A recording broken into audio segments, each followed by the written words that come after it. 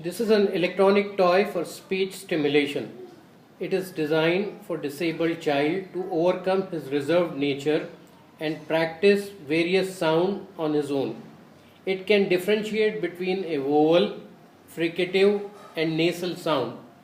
When the level of any of this sound reaches a preset level, a toy is activated.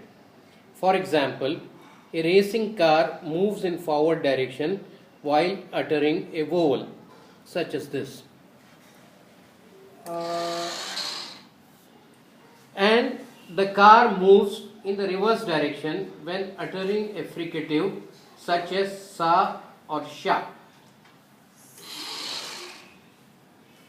Alternatively, a contact microphone placed on side wall of the nose picks up nasal such as M or N, and different toy is activated.